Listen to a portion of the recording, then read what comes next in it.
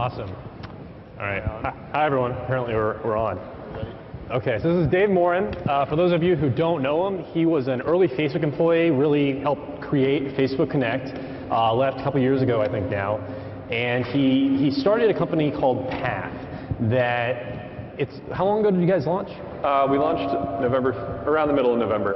Okay, so the initial product is sort of, for those who haven't seen it, and I'll give you a chance to give a better explanation or description than I am, but it's sort of like Instagram, but much more private in the sense that you can only share with a maximum of 50 people, and the default setting is that everything's sort of locked into the app. You're not going to be syndicating this to Twitter or for Facebook. Is that a pretty accurate way to describe it? Yeah, we've just created a very simple and private way to share the moments of your life with close friends and family, and yeah, that's a pretty good description. Okay. So you guys have raised a lot of money. I think it's $11.2 million at this point. And I mean, honestly, I don't know a ton of people who are using Path on a frequent basis. I'm wondering, what are your usage stats looking like at this point? Are they where you thought they would be at this point in the game? Yeah, they're actually better than we thought they would be. Okay. We planned from the beginning, because we're focused on building such a private network, we knew that the model would be very much a slower growth model. We're really happy. We've got hundreds of thousands of users. We just crossed 6 million shared moments on Path. So the usage is great. Our engagement is also incredibly high. So we see a large percentage of our users coming back every day and every month. So the engagement and the growth is actually as good as it could be expected. So I think one of the initial hypothesis for the service, and I'm wondering if this is something that could be applied to other services, is that people share less on other networks because they're afraid that a boss or someone they don't necessarily trust so much, they don't want to see a private photo that they're going to come along, so they don't share that photo in the first place. Are you seeing, is that the case? Is it on Path? Are people sharing more than they generally do on Facebook or on Instagram or PicPlease? Yeah, we're really actually excited about that. We've found that with more control and more privacy, people tend to share more, just like you said. On Path, the average user actually shares more than 4 photos per day. So we think that that's really good. Is that all users who have ever signed up, or is that your average active user? Average active user. Okay. Yeah. And what's the definition of actives? Like last month? Month. Yeah, just monthly actives. Yeah. Okay. So how are you guys going to, I mean, as you sort of alluded to before, the service is inherently unviral. I mean, in contrast to all these sites that do syndicate to Twitter. So how are you guys going to really start expanding beyond this initial user base? Is there going to be something you are going to launch that's going to drive a larger adoption? Because right now I feel like if you don't know anyone who's already on Path, and I think that includes a lot of people, you're not really going to discover the service. Sure. I wouldn't describe Path as non-viral. I would describe it as more organically viral. We sort of count on people spreading the service from close friend to close friend, or from family member to family member. We don't do the sort of public virality that you would expect across your Tumblrs and Twitters and things like that. We are connected to Facebook, so if you want to share a moment on Facebook, you can. If you want to share your private moments, we actually let you do that on Facebook as well, and we set the privacy settings correctly. But the most important thing to answer your question is because we're sort of pursuing such a private model and asking people to connect to their close friends and family, being ubiquitous across all mobile platforms and the web is something that's really important. So we've got development underway of both BlackBerry and Android, and we actually have a new version of our website coming out at the end of this week. We actually just went into a very private beta on Android, but we'll be moving into a more public beta at the end of this week as well. So Ubiquity to us is really the most important thing. Okay. And something that I just saw for the first time about an hour ago, you guys are launching a new version of the mobile app, the iPhone app, today, that includes a new feature called Stacks. So do you want to give us sort of a rundown? I think you can show us a demo as far as what Stacks is and what you guys are trying to do there. Sure. Since the beginning of Path, we've sort of focused on putting a lot of structured data around the sharing experience. So with every post that you put into Path, you can tag it with people, places, and things. We really obsess over context at Path. So, you know, But who are those you tags with? up until this point were pretty much useless. Right? Yeah, they were basically just for documenting, and people find it a nice way to understand the context around a moment, but there wasn't very much depth. And so today we're launching a new feature we call Stacks, which really begins to show people the depth of their interests around different people, places, or things. And you can sort of browse around and discover things about your friends, discover what they're interested in and how interested they are.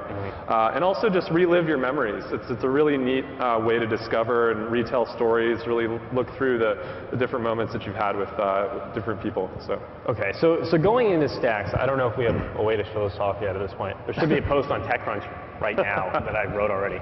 But the way it looks like you've got a handful of thumbnails. You browse your user's profile and you see the top 3 people that they are generally tagged with, the top 3 places that they are tagged at, and the top 3 things that are generally tagged in their photos. Yep. Right? So it's sort of like Facebook places or Facebook tagging meets photos.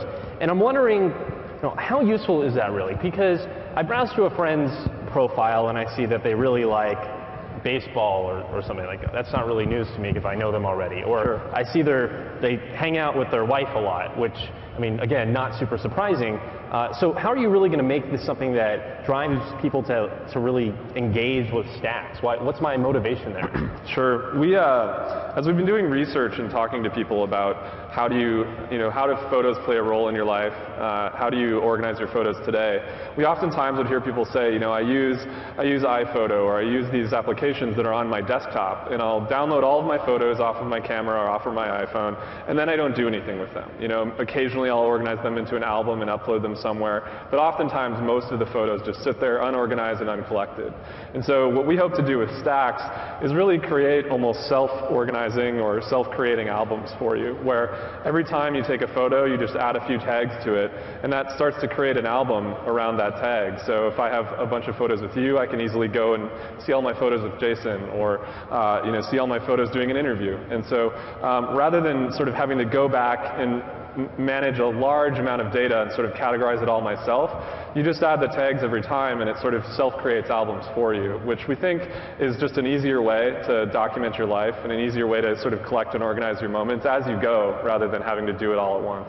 So we were talking a little bit backstage about this, and I think you were saying that eventually this could be used to establish an interest graph, in the sense that you discover new things based on what your friends are up to. And I'm wondering, what's the incentive? What's going to drive people to really start taking photos of the things that they're interested in? Because the things I do most often are probably things that I'm not going to take photos of all the time, because that would get sort of repetitive, right? So how are you going to use the fact that this is based on the frequency of the number of times you've tagged something? How are you going to use that to generate the interest graph? Sure. So we started with photos mostly because as we were doing research as to how people use their mobile phones, people usually say, look, I do phone calls, I do text messages, and I take a lot of photos. And so we thought that photos is a great place to start. We don't necessarily see ourselves long-term as a photo sharing application. We look at ourselves as being much more a network. What are some of the things we're going to see? How is the core experience going to change in Path, where I'm going to open this and this is going to be something I use to discover new things? That can be the primary use case, as opposed to seeing what my friends are up to, the photos they've shared? I mean, I think it's just a few things. Capturing moments in your life, and we've started with photos, we've added short videos. I think you can expect us to add other media types in the future. We've made it easy to share in a trusted way with just a few people, so people often share more often. And yes, going forward to us, discovering things about yourself, discovering things about your friends is something that we think is really interesting. I sort of, for the techie way of describing it, I've been describing what we're doing as a life scrobbler. Okay. And is that really what's going to be sort of the moment when Path becomes a home run hit? Because at this point, again, I feel like it might slowly be gaining some traction, but it's still not something that you hear about, certainly in the general public. You don't hear a lot of media attention being thrown at Path.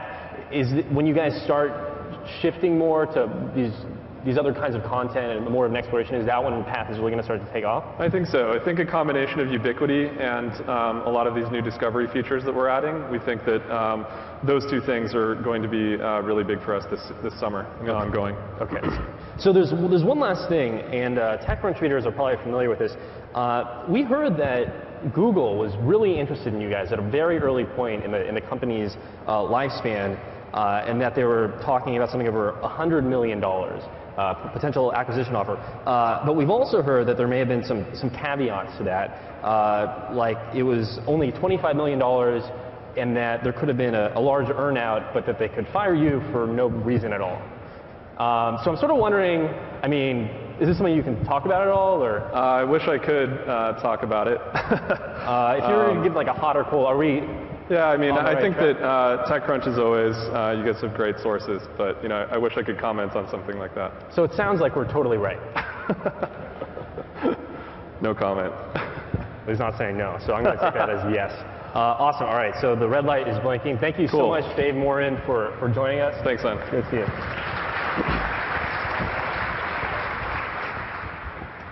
Cool. All right, so I get to do another one now, too. All right, so next up we're talking about social and how that plays into music. And so I'd like to welcome Steve Zhang, who is the CEO and co-founder of Schematic Labs and the creator of Sound Tracking. And then Alexander Lejeune, I hope I said that right, the CEO and founder of SoundCloud. So thank you guys for joining me.